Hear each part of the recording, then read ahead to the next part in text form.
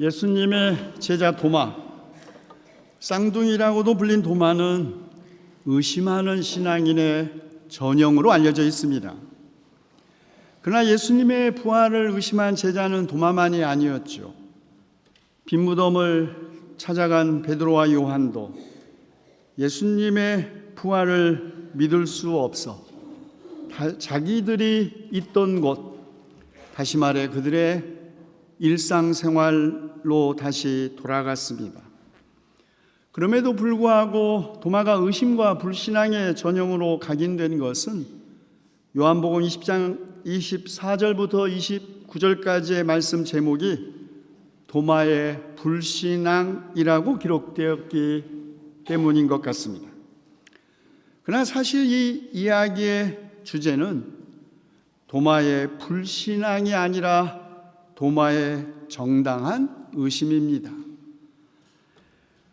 부활하신 주님, 더 구체적으로 두 손과 옆구리를 보여주신 주님을 보았다는 제자들의 증언에 대하여 도마는 증거를 요청합니다.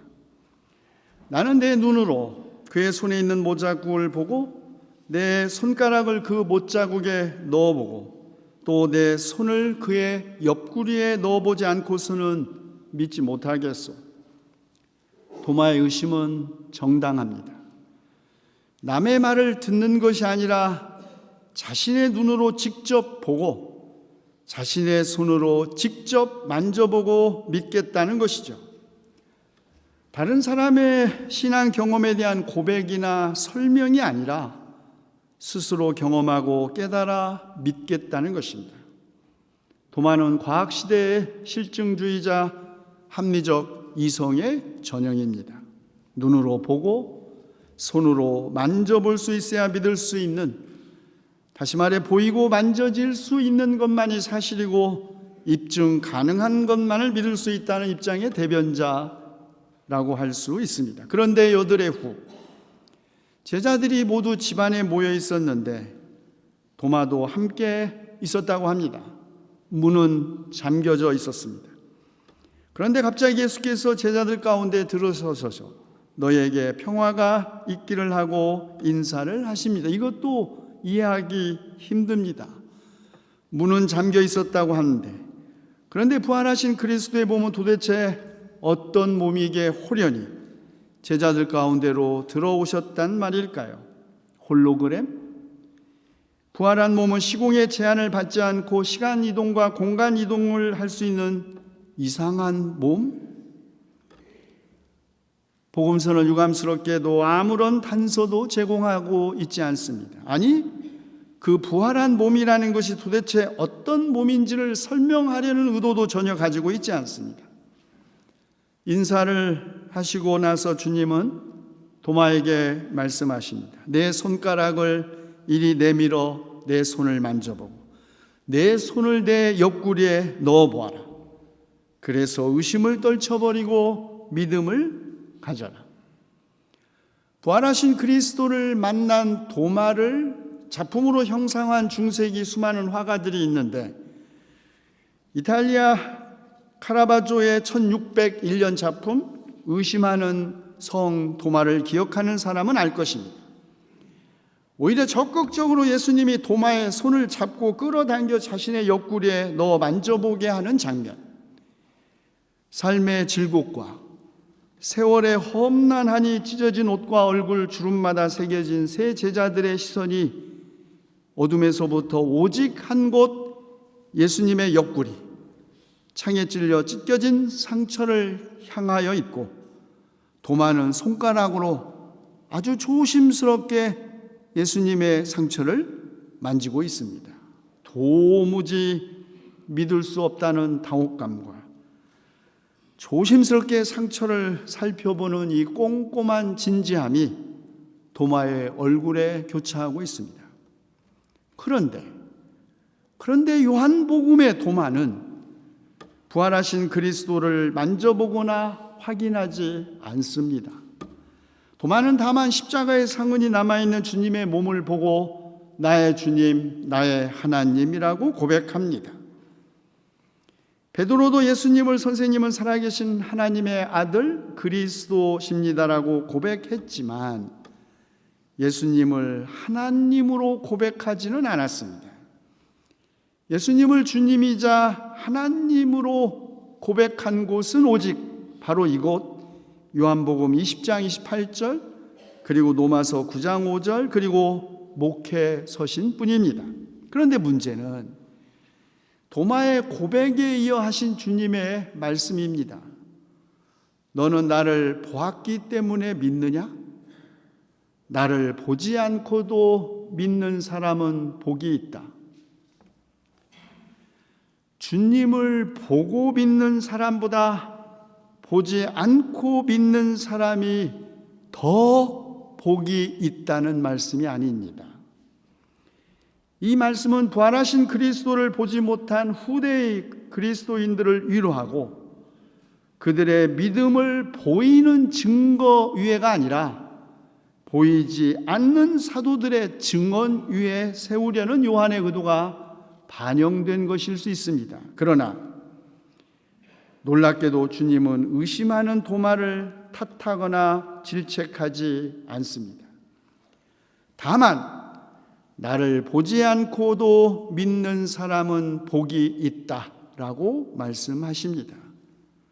보고 믿는 사람과 보지 않고도 믿는 사람을 비교하여 우열을 가리거나 차별하지 않습니다.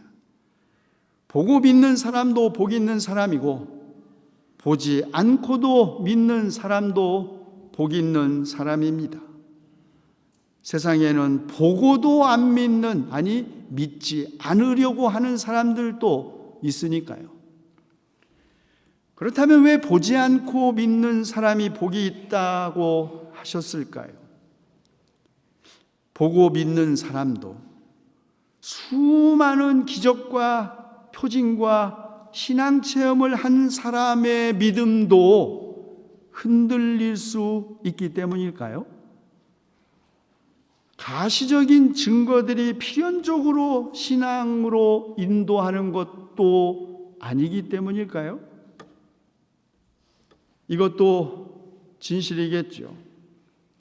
그러나 보지 않고도 믿는 사람이 복이 있는 까닭은 히브리서 기자가 말하듯이 믿음은 바라는 것들의 확신이요 보이지 않는 것들의 증거이기 때문입니다. 바라는 것은 아직 이루어지지 않은 것이고 보이지 않는 것은 증거로 채택될 수 없습니다.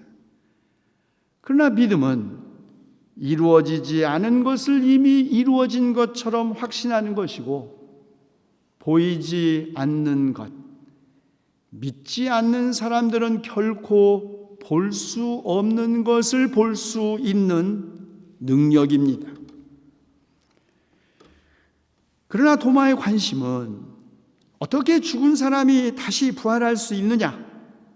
부활했다면 부활 이전에 죽은 이의 몸과 부활한 후의 몸은 어떤 차이가 있느냐 하는 과학적 질문이 아닙니다.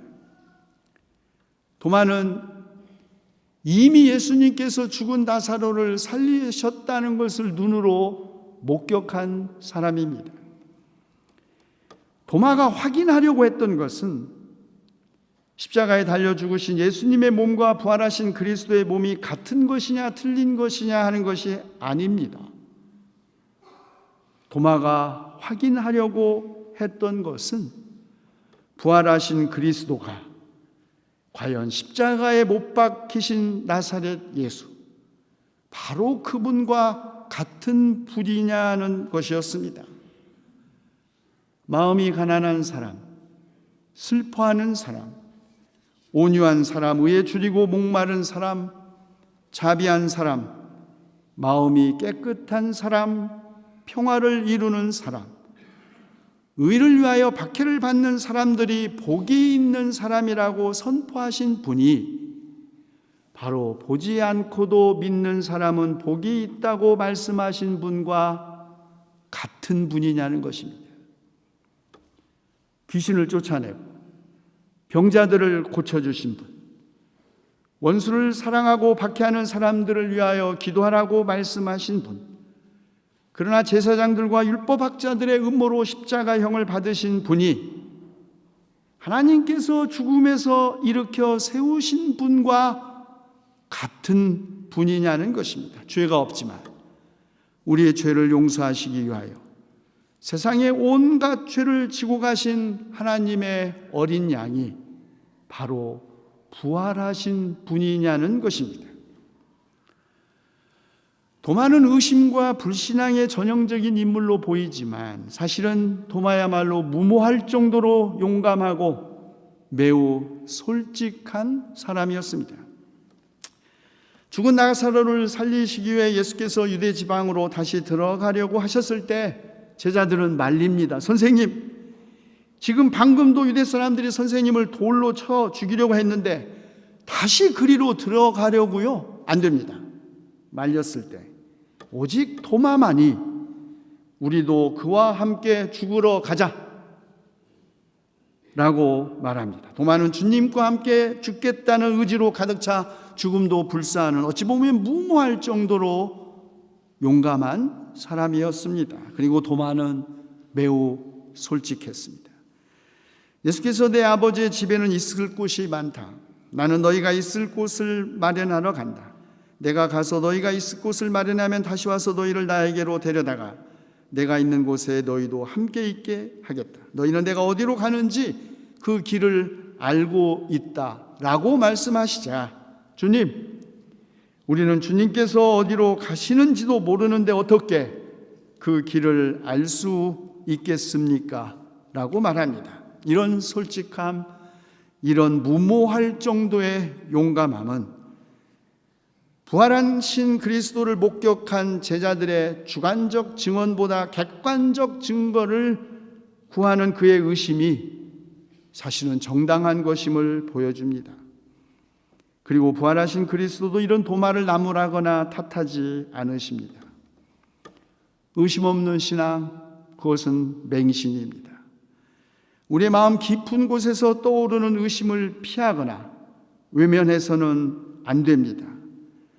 왜냐하면 의미 없는 의심은 하나도 없기 때문입니다. 그것이 과학적 의심이건 그것이 역사와 정의에 대한 회의건 마찬가지입니다. 어떤 형태의 의심이건 의미 없는 의심은 없습니다. 정직한 의심, 진지한 하나님과의 대결은 우리를 더 견고한 믿음과 두려움 없는 대화로 인도하기 때문입니다. 종교와 과학, 신앙과 이성의 갈등의 역사는 그리 오래된 것이 아닙니다. 근대의 시작과 함께 천체 운동에 대한 탐구에서부터 갈등과 대결이 시작되었고 우리가 다 아는 것처럼 그 후 진화론, 물리학, 생물학에 이어 최근에는 뇌과학 등과의 대결 혹은 대화가 진행되고 있습니다. 종교와 과학, 신앙과 이성의 대결의 한 극단에는 과학적 무신론이, 그리고 다른 한 극단에는 창조과학 혹은 지적 설계론이라는 것이 있습니다. 과학은 무신론으로 향하면서 종교를 조롱하고 있고, 종교는 기술과학의 한계와 그것의 파괴적 결과를 근거로 종교의 정당성을 확보하면서 과학을 비웃어 왔습니다. 그러나 과학과 종교의 진정한 대화는 과학과 종교의 각각의 한계에서가 아니라 각각의 충만한 성취 그 한가운데서 가능합니다. 과학과 종교가 가지고 있는 각각의 근본 가치를 서로 존중하면서 대화할 때 인간과 우주에 대한 탐구가 오히려 더욱 깊어지고 풍요로워지기 때문입니다. 상대를 개종시키려는 의도를 가진 대화, 그건 진정한 대화가 아닙니다. 상대를 바르게 이해하려는 마음을 가지고 솔직한 대화를 할 때 그 대화는 서로를 더욱 풍요롭게 하고 우리를 진정한 깨달음으로 이끌어 간다는 것이 우리의 경험입니다. 기독교가 과학이나 이웃 종교들과 대화하는 것은 기독교의 하나님, 우리가 믿는 하나님이 대화하시는 하나님이기 때문입니다. 말씀으로 세상을 창조하시고 절대적 창조주가 유한한 인간의 몸을 취하고 세상에 오신 사건, 인간과 계약을 맺으시고 그 계약에 신실하신 분이 하나님이시기 때문입니다. 대화하는 하나님, 그분의 자기 계시는 성육신 사건과 오순절 성령 강림 사건에서 다시 확실해졌습니다. 그러므로 하나님을 우리의 창조주 예수 그리스도 안에서 자신을 계시하신 분, 성령을 통하여 방언의 은사를 주시어 소통을 가능하게 하신 분으로 믿고 고백하는 모든 그리스도인은 두려움 없이 대화에 임하고, 그런 의미에서의 그리스도교는 진정한 의미에서 대화의 종교입니다. 그러므로 사랑하는 성도 여러분, 우리가 살아가면서 우리 마음속 깊은 곳에서 일어나는 의심과 회의를 외면하거나 회피하지 말고 두려움 없이 의심하십시오. 그리하면 사람의 헤아림을 뛰어넘는 하나님의 평화가 여러분의 마음과 생각을 그리스도 예수 안에서 지켜주실 것입니다. 기도합시다. 보지 않고도 믿는 사람은 복이 있다고 말씀하신 주님, 우리는 그리스도를 본 일이 없으면서도 서로 사랑하며 지금도 그리스도를 보지 못하면서도 그리스도를 믿으며 말로 다 표현할 수 없는 즐거움과 영광을 누리면서 기뻐하고 있습니다. 그러나 주님, 믿음이 약한 우리를 불쌍히 여기시고 제자들에게 나타나신 것처럼 우리에게도 나타나시어 우리가 새로 태어나게 하시고 우리의 믿음을 견고하게 하시며 우리 기쁨을 더욱 크게 하시옵소서. 우리 주 예수 그리스도의 이름으로 기도하옵나이다. 아멘.